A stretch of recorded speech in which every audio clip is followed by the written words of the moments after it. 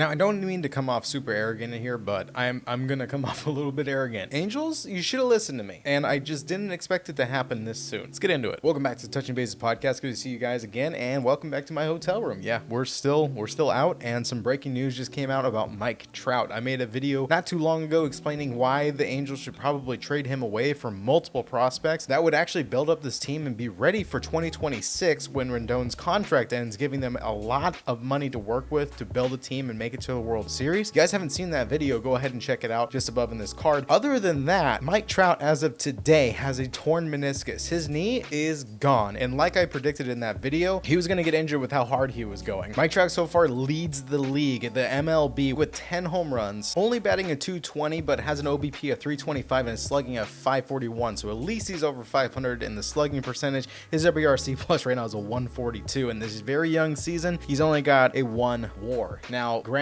I think it should be higher than that, but I'm going off of Fangraphs at this point. He has been dominant. He's been really helpful as far as the Angels staying in contention for first place, although the Mariners are doing extremely well lately, winning, I believe, 8 of the last 10 or something like that, and the walk-off win last night with Mitch Garver really sets a precedent and draws all eyes to the Mariners as they hold first place, and the Rangers are still beating up on teams. They're struggling a little bit ever since the series against the Mariners, but they are still doing good. I would like to see Corey Seager step up to the plate. He's been absent this entire season, but let's get back on track with Mike Trout. Losing Mike Trout, I think, is devastating to the Angels. Like, I really wanted, I don't want to say I told you so, but if they just in this last week, I understand he was doing really good. You don't want to trade your guys that are doing really good, right? Because you're just looking at basically him and then Joe Adell. Those are like the two guys that are doing really good. Maybe Ward, he's kind of cooled off a little bit, but he was hot in the beginning of the season. Who else do you have to trade for prospects? And as I mentioned in that last video, there are no top 100 prospects in the Angels organization, and in order to get them, you really need to have a monumental player in order to do so. It's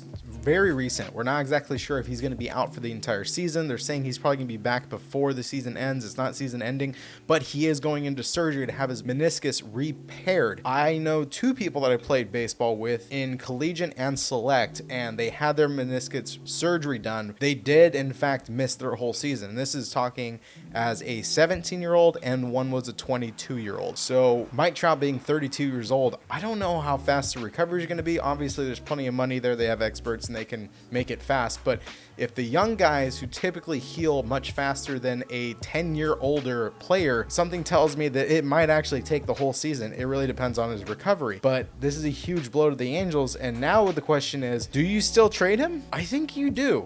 I mean, you're not going to have him for most of the season anyways. Teams that are looking to add to their outfield, which there are a few, and there are plenty with a lot of top 100 prospects to fulfill this decision, you're not really losing anything if you're the Angels at this point, but you could be gaining a lot 2 years from now instead of just wasting his contract away and basically pulling an Ohtani with Mike Trout. I'm not saying that they should get rid of him just because he's injured. I'm saying that even though his value might have dropped slightly because of this injury, and who knows how he's going to be able to run when he comes back, maybe still stick to this plan, and maybe this is the God telling us to get rid of him and get him on a team that could win a World Series, especially if he's back for October, because without Mike Trout for the rest of this season, I don't see how the Angels are going to pull it off to make it to October. But if Mike Trout comes back just before October with a team that is contending, that gives him an opportunity to make it to the World Series. That gives the Angels the firepower that they need in 2025 and 2026 to be World Series contenders. There could be an opportunity where everybody wins. Angels fans don't like to hear this. I would say at this point, it would be beneficial for the Angels to make this deal happen now. It's just a window. It's a sign to me. And I was worried about this. I was worried about how hard he was going and how hard he was working to get this team in the winning position, which he was achieving before he broke. Lo and behold, his knee gave out. What do you guys think? Leave it down in the comments. I appreciate you guys being here. If you haven't already, like and subscribe to the channel. I normally do this at the beginning of it, but if you made it this far, I do appreciate the support. It's a brand new channel for the year. You guys are all awesome for being here. If you have arguments, you think it's bad, the other video that I linked in the description below, give it a chance just so you get the full scope of what my argument is, and we'll see what happens for the rest of the year for the Angels. Until then, later.